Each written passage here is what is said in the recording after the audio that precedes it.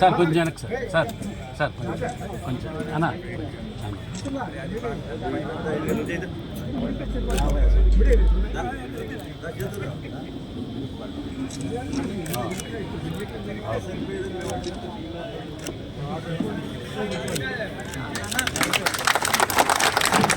వర్ధిల్లాలి May Day May Day May Day.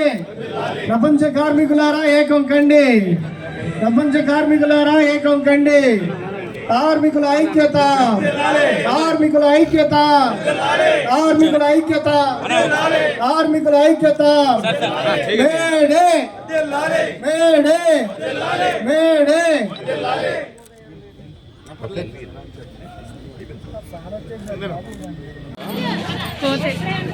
కూర్చో phone అట్టుకు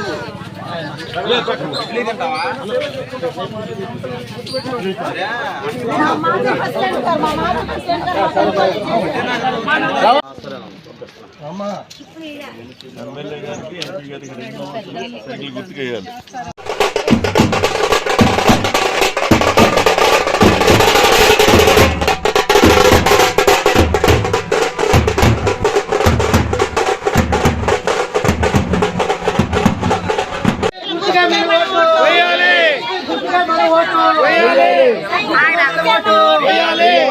Krishnaprasad గారి నాయకత్వం, కృష్ణప్రసాద్ గారి నాయకత్వం, కృష్ణప్రసాద్ గారి నాయకత్వం. జిందాబాద్ తెలుగుదేశం పార్టీ, జిందాబాద్ తెలుగుదేశం పార్టీ, జిందాబాద్ తెలుగుదేశం పార్టీ. తొలిసారి సీఎల్ రెగ్యులరైజ్ చేశారు. 2014లో చంద్రబాబు నాయుడు గారు కూడా నేను చేస్తానని మాటిచ్చారు. కానీ దురదృష్టవశాత్తు ఆయన ఉద్యోగస్తులకి 27% జీతాలు పెంచుతూ కార్మికులకి సీఎల్కి దగ్గర 110% జీతాలు పెంచి రాష్ట్రం అప్పుల్లో ఉంది.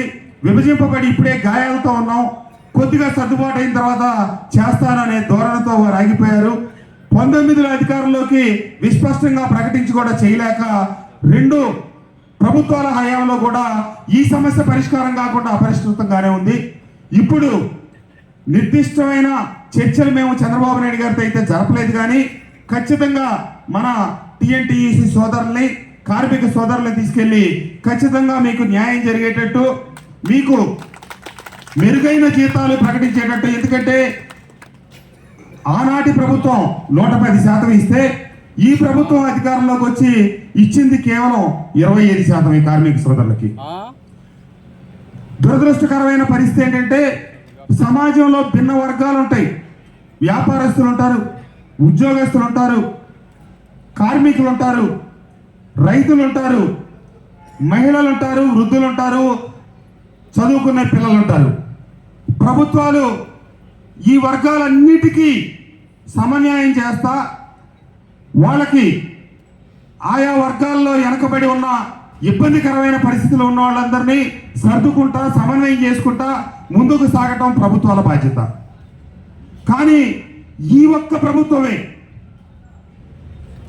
నవరత్నాలే తారక మంత్రం, నేను బటన్ నొక్కుతున్నాను ఓట్లు వేయించుకుంటే నాకు చాలు, కార్మికుల్లో ఇబ్బంది పడుతున్న వాళ్ళని గుర్తించను, ఉద్యోగస్తుల్లో అవస్థలు పడుతున్న వాళ్ళని గుర్తించను, విద్యార్థులు చదువుకునే పిల్లల్ని నేను గుర్తించను, మహిళల సమస్యలు నేను పట్టించుకోను, రోడ్లు బాగోపోతే నేను పట్టించుకోను, కాలువలు పారుదల్లేత నేను పట్టించుకోను, VTPS కాలుష్య సమస్య వచ్చింది నేను పట్టించుకోను అని మాట్లాడిన తొలి ముఖ్యమంత్రి గారు జగన్మోహన్ రెడ్డి గారే.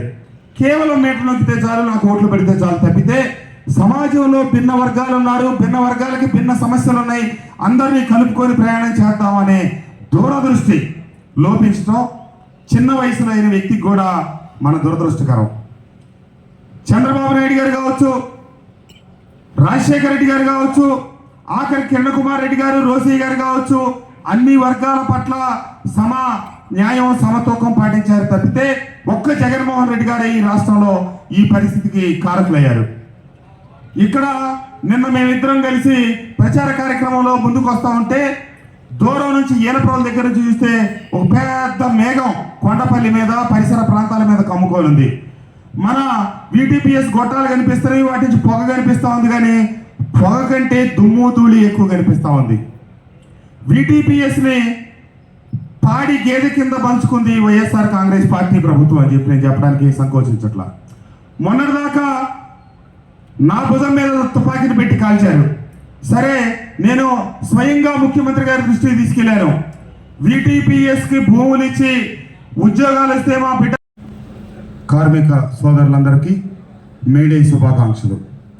వేదికను అలంకరించిన TNTEC రాష్ట్ర అధ్యక్షులు పర్వతనేని సాంబశివరావు గారికి, సోదరులు శ్యామ్ గారికి, అట్లాగే విష్ణు గారు, అలాగే శివ గారికి, సోదరులు చుట్టకొదరు సీని గారికి, పెద్దలు అక్కల గాంధీ గారికి, సీతారామయ్య గారు, ఈ వేదికను అలంకరించిన పెద్దలు, ఈ కార్యక్రమానికి చేసిన కార్మిక సోదరులకి, ఉద్యోగస్తులకి అందరికీ నా నమస్కారం.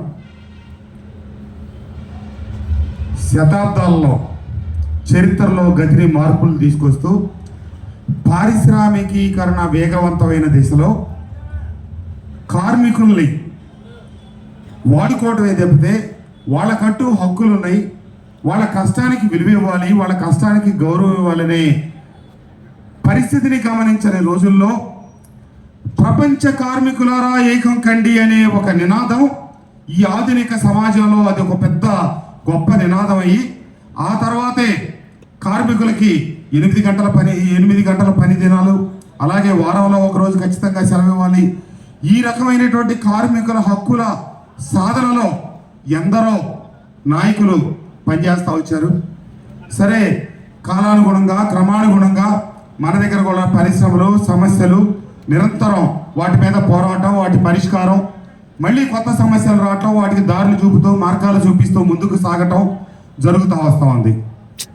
ఈ VTPS కార్మికులకు సంబంధించి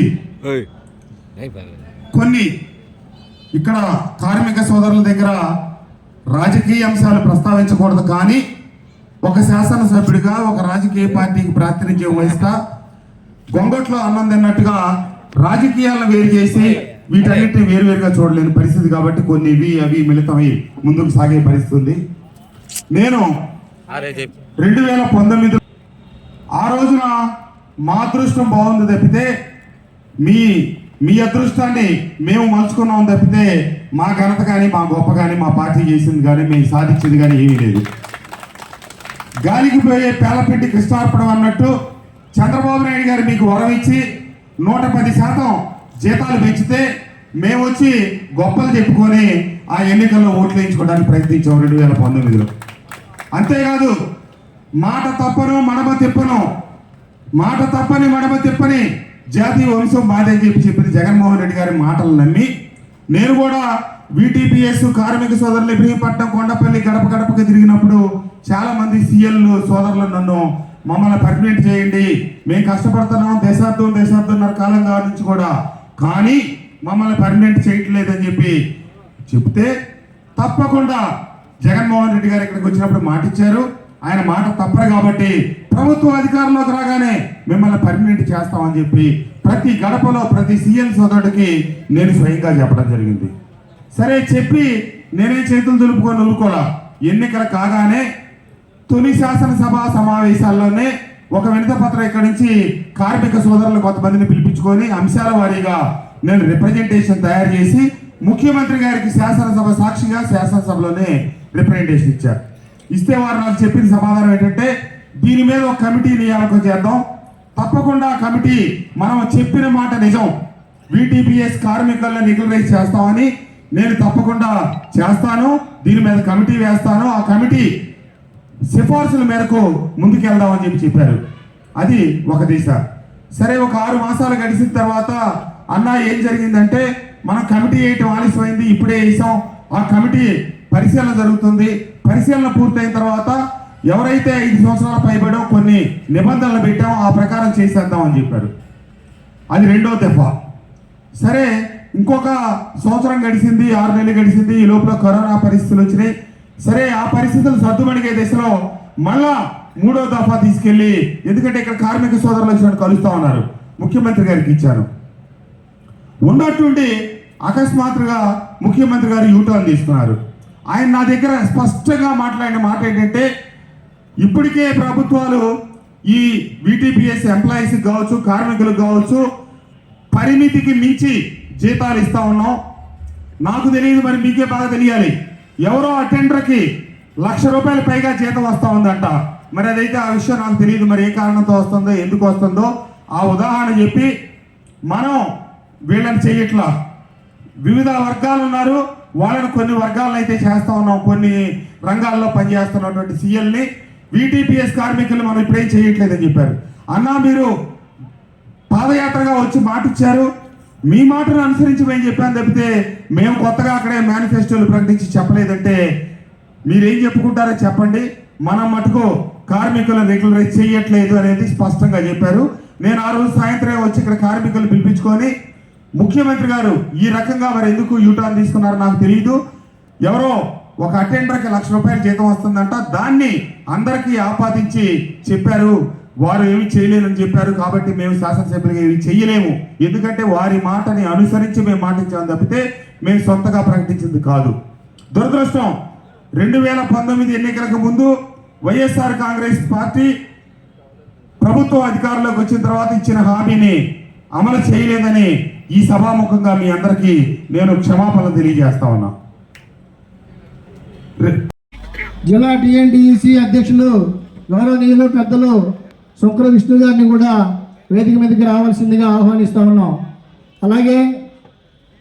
అలాగే కొండపల్లి మున్సిపాలిటీ చైర్మన్ అభ్యర్థి గౌరవనీయులు పెద్దలు చిట్టుబాబు గారిని కూడా వేదిక మీదకి రావాల్సిందిగా ఆహ్వానిస్తా ఉన్నాం.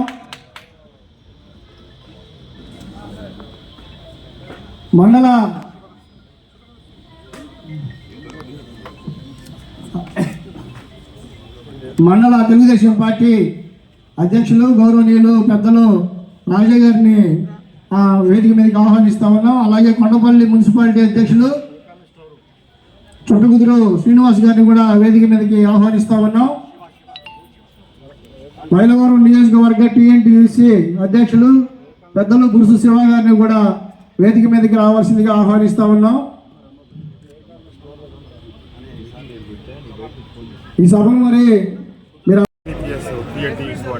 ఆధ్వర్యంలో ఏర్పాటు చేసిన కార్మిక సోదరుల కార్యక్రమానికి హాజరవడం జరిగింది. ఇబ్రహీంపట్నంలో కార్మికుల అట్లాగే ఉద్యోగస్తుల సమస్యలు వీటీపీఎస్లో అనేకం ఉన్నాయి. ఈ ప్రభుత్వం జగన్మోహన్ రెడ్డి గారు పాదయాత్రగా వెళ్తా ఇక్కడ హామీ ఇచ్చున్నారు, వీటీపీఎస్ కార్మికుల్ని సీఎల్ని రెగ్యులరైజ్ చేస్తామని చెప్పి. కానీ నేను శాసనసభ్యుడు అయిన తర్వాత ఆ విషయాలు వారి దృష్టిలో పెట్టాను. మొదటిసారి చేద్దామన్నారు, రెండోసారి చూద్దామన్నారు, మూడోసారి నేను చేయను అని చెప్పారు. ఇది జగన్మోహన్ రెడ్డి గారు తీసుకున్న వైఖరి. వారు నేను చేస్తాను అని విస్పష్టంగా ఇక్కడ చెప్పారు కాబట్టి నేను కూడా 2019 ఎన్నికల్లో ఇక్కడ ఈ ప్రజలకి ఈ వీటీపీఎస్ కార్మికులకు హామీ ఇవ్వడం జరిగింది. ఆ రోజు మేము బెదిరించి బ్లాక్మెయిల్ చేయించి ఆ ప్రభుత్వంతో 110% కార్మికులకి జీతాలు పెంచడం జరిగింది. కానీ ప్రభుత్వం అధికారంలోకి వచ్చిన తర్వాత వైఎస్ఆర్ ప్రభుత్వం కేవలం 25% వాళ్ళ జీతాలు పెంచి చేతులు దులుపుకోవడం జరిగింది. తప్పకుండా ఈ కార్మికుల సమస్యల్ని చంద్రబాబు నాయుడు గారి దృష్టికి తీసుకెళ్ళి వీళ్ళందరూ ఒక కమిటీని బాబు గారి దగ్గర తీసుకెళ్ళి ఖచ్చితంగా ఎన్డీఏ కూడా అధికారంలో వచ్చిన తర్వాత ఈ కార్మికుల సమస్యల పరిష్కారానికి థ్యాంక్ యూ.